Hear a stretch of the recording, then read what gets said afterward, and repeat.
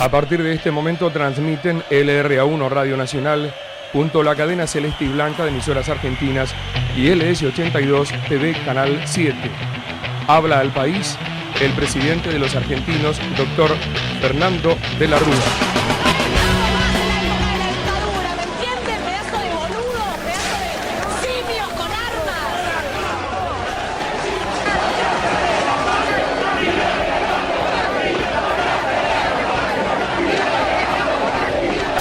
Lo que había que hacer, conseguimos el blindaje 2001 y ahora los principales indicadores económicos anticipan un gran año para la Argentina. Quiero informarles que ante eso he decretado el estado de sitio en todo el territorio nacional e informado al honorable Congreso.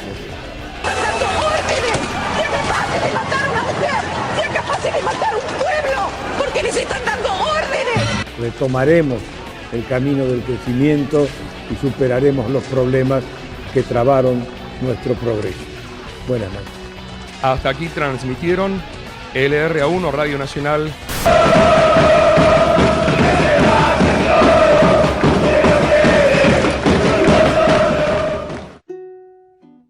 No hay tiempo que no se acabe ni tiento que no se corte.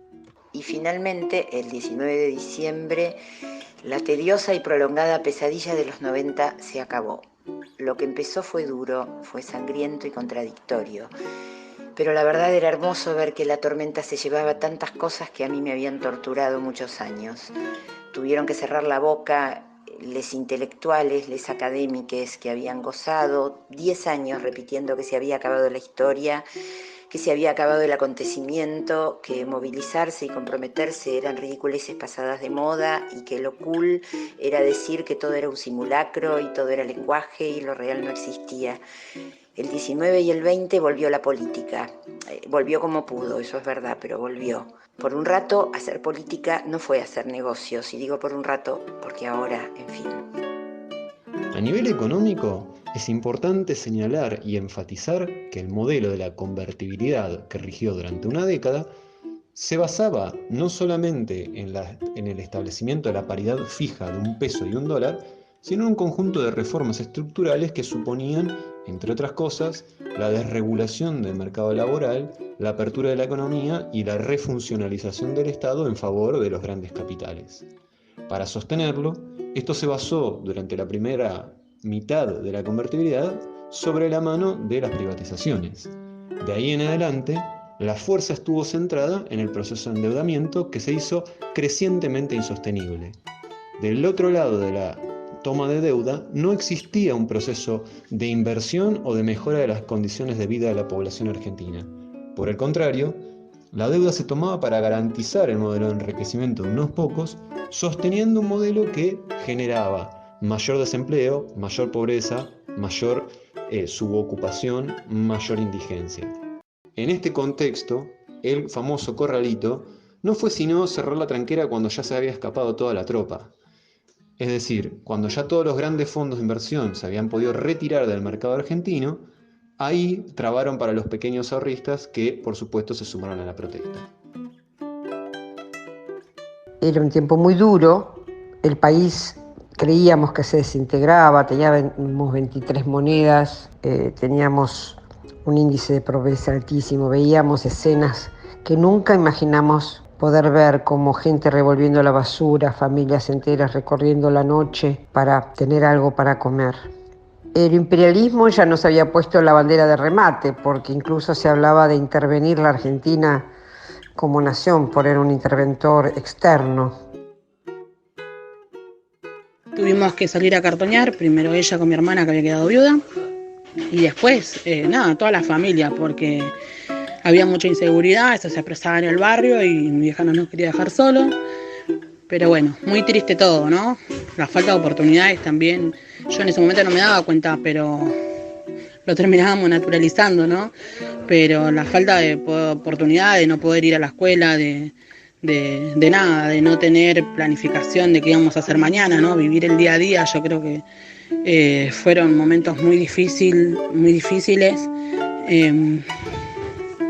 Que lo único que recojo también de ahí es que Esa situación nos permitió podernos organizar y que entender que lo individual no iba a ningún lado, que lo colectivo no iba a ayudar. Ser parte de la primera cooperativa del Movimiento de Trabajadores Excluidos creo que me marcó un montón de esa experiencia organizativa, del poder popular, ¿no? Las características del proceso fueron muy interesantes y dejaron secuelas, ¿no es cierto? Me refiero, para hablar solo de la insurrección en sí misma, a la dinámica de autoorganización, de asambleísmo, recordemos las asambleas barriales, de horizontalidad, de asambleísmo, ¿no es cierto? Esa dinámica, esa nueva forma de hacer política, tuvo en sí misma mucho valor, más allá de su efecto, sus consecuencias inmediatas, ¿no es cierto?, en la memoria colectiva. Diciembre de 2001 fue un punto de inflexión en la historia argentina. Implicó un cierre de un proceso largo que se había iniciado en 1976 con la última dictadura militar, la implementación del neoliberalismo, no solo como modelo económico, sino también de ordenamiento social, y al mismo tiempo implicó un cierre de un proceso de cuestionamiento a los gobiernos que inscribo en el santiagueñazo de 1993, pero que había ido crecientemente desde el interior hacia la capital federal, increciendo, ¿no? Santiago del Estero, Córdoba, San Juan, después Neuquén, después se sumaron Salta y Jujuy, después llegó el conurbano hasta llegar a la capital. Me parece que en ese sentido ese 2001 cierra todos esos dos largos procesos.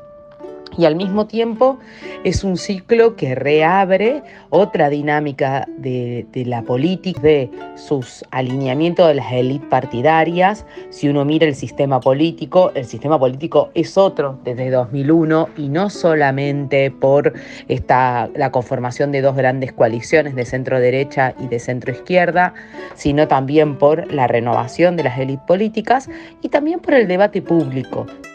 El 19 de diciembre todo el pueblo sale a la calle, movilizado, enardecido, molesto. No solo, viste que hay a veces un mito de que bueno, salieron, queremos nuestros ahorros. No, ahí pasaban otras cosas que eran consecuencia de todo lo que se venía viviendo desde fines de los 90. Entonces, de alguna manera eclosiona o estalla en las jornadas de lucha del 19 y 20, que terminan con un de la Rúa huyendo en helicóptero de la Casa Rosada y con un pueblo en la calle, tal vez no tan organizado, pero tampoco tan poco organizado, ¿no? Y ahí inicia, desde mi punto de vista, una nueva etapa para los movimientos populares en nuestro país, un proceso que va creciendo y se va desarrollando fuertemente hasta el 2003, que es la construcción del movimiento piquetero y todo lo que eso implica, ¿no?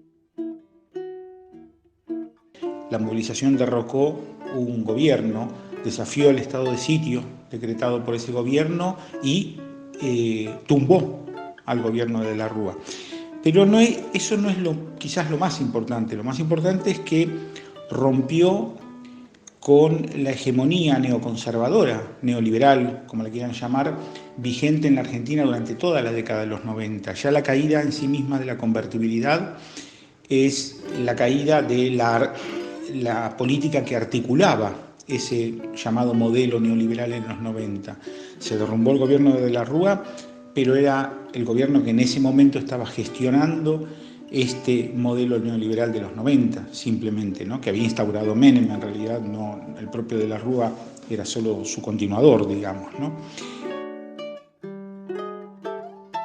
Frente a esta crisis, los trabajadores tuvieron que salir con sus propios métodos, con su propia fuerza, y esto dio origen a distintos movimientos: el movimiento piquetero por un lado, el movimiento asambleario en varias ciudades, y en las fábricas se dio lo que se llamó luego el movimiento de fábricas recuperadas. Fue construyendo un universo de una nueva izquierda, una izquierda que entendió que a partir de 2001 había una tarea central, que era la tarea de acumular fuerzas, de reconstruir los lazos políticos, organizativos, de construir nuevamente una generación militante, que como muchos de sus integrantes dijeron alguna vez, nacía huérfana, ¿no? Nacía huérfana de el genocidio que años anteriores la dictadura se encargó de desaparecer un conjunto, una camada, una generación entera de experiencia política que no estaba a mano, ¿no?, para toda esa generación.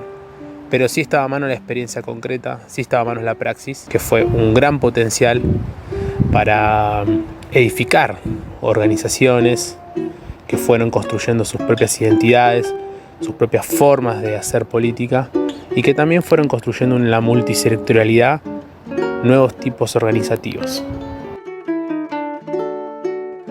19 y 20 nosotros estábamos en la plaza. Me acuerdo que habíamos tenido una asamblea nacional piquetera antes y había convocado una movilización para el 19 de diciembre a Plaza de Mayo de todas las fuerzas. Entonces el 19 de diciembre estábamos yendo a movilizar contra el ajuste fuertemente por pan, trabajo, ¿no?, que eran las consignas más fuertes de ese momento, pan y trabajo, porque realmente el pueblo estaba cagándose de hambre, pero mucho más que ahora sin duda. 2001 no teníamos celulares, no estaba toda la disposición tecnológica de ahora, hasta que un compañero llamó al lugar donde estábamos reunidos para avisarnos que pasaban cosas en Plaza de Mayo. Lo que más me sorprendió y nos sorprendió al grupo que estábamos reunidos era saber que el gobierno había decretado un estado de sitio. Nos cayó como si fuera una bomba.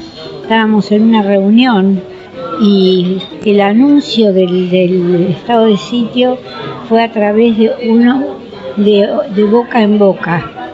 Entonces no entendíamos nada. Bueno, ahí estábamos en una reunión planificando acciones porque el país en ese momento estaba muy mal y decidimos que teníamos que ir a la Plaza de Mayo.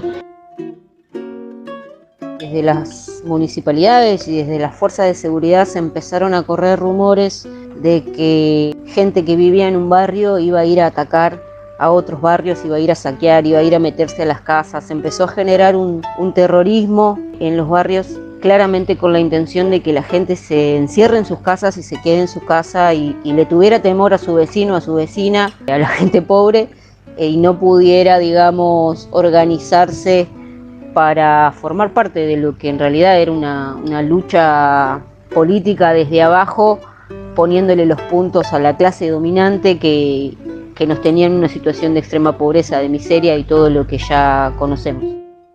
Y el 20, bueno, bien temprano, después de esa noche prolongada que terminó en represión el 19, a la mañana creo haber prendido la tele bien tempranito, ya me estaba preparando porque había una convocatoria en Congreso para marchar hacia Plaza de Mayo.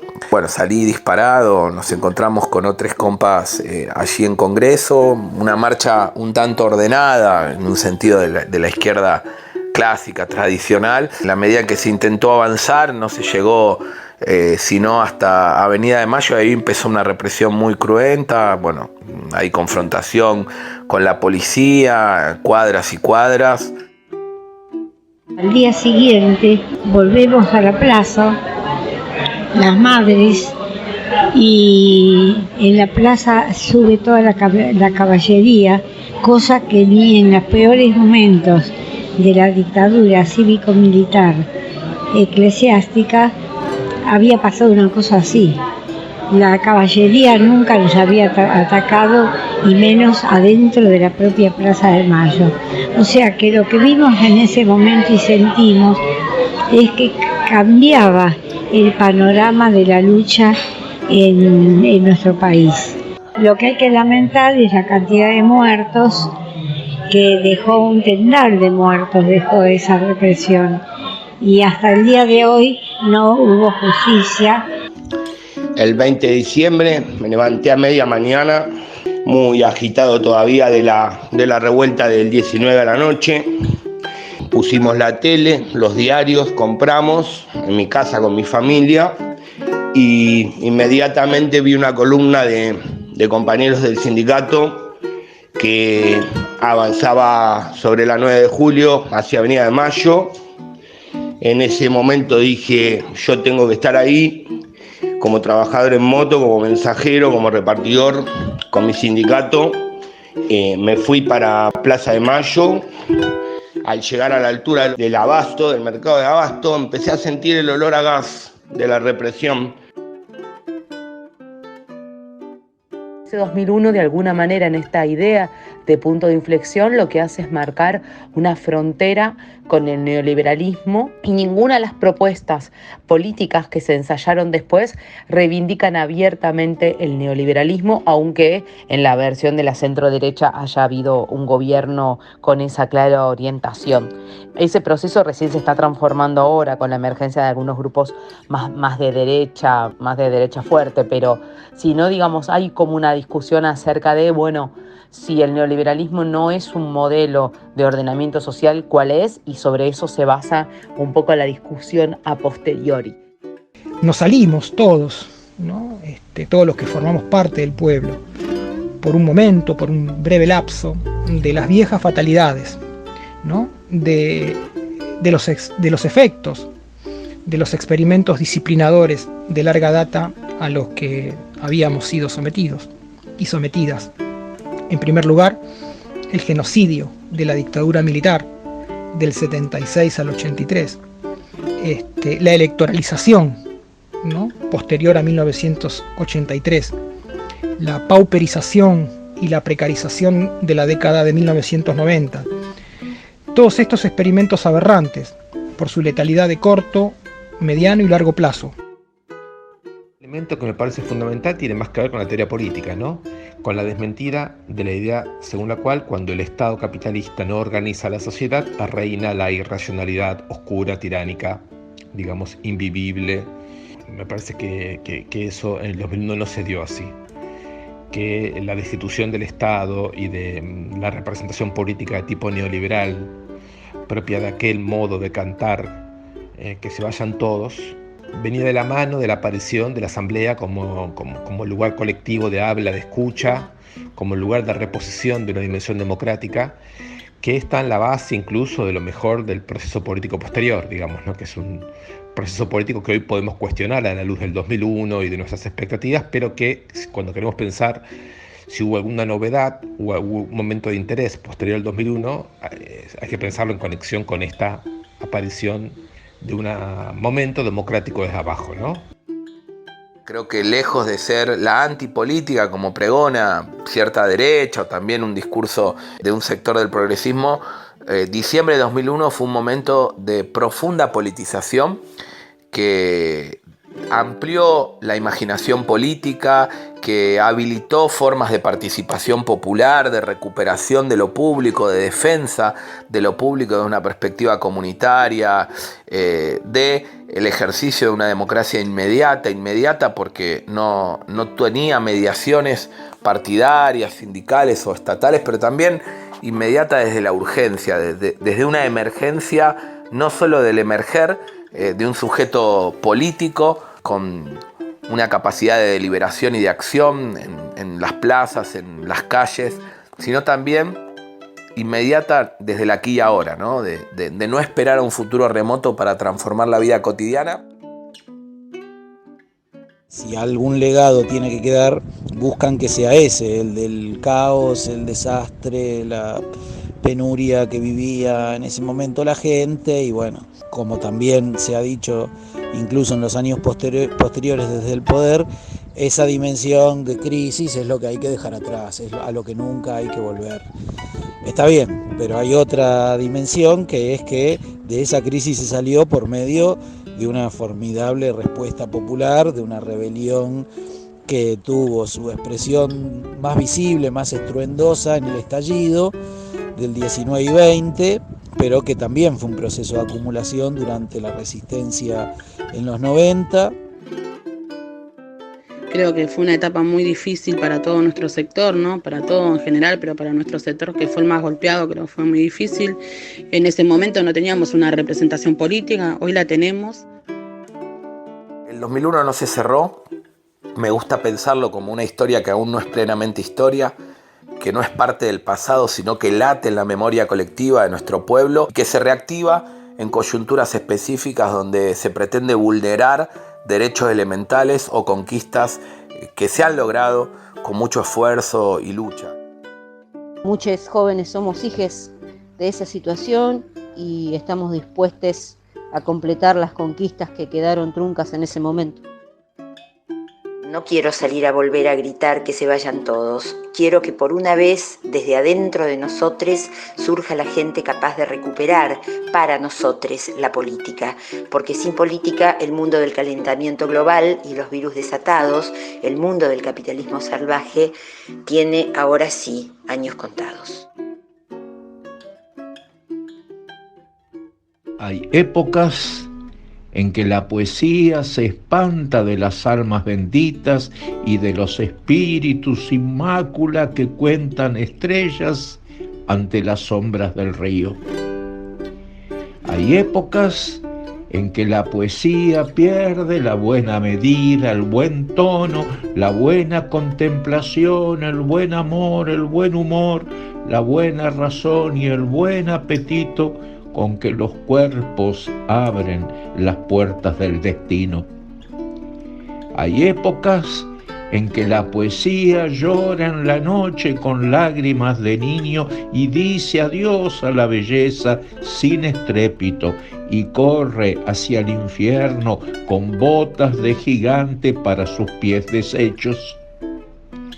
Hay épocas en que la poesía no duerme entre las sábanas almidonadas de la cultura.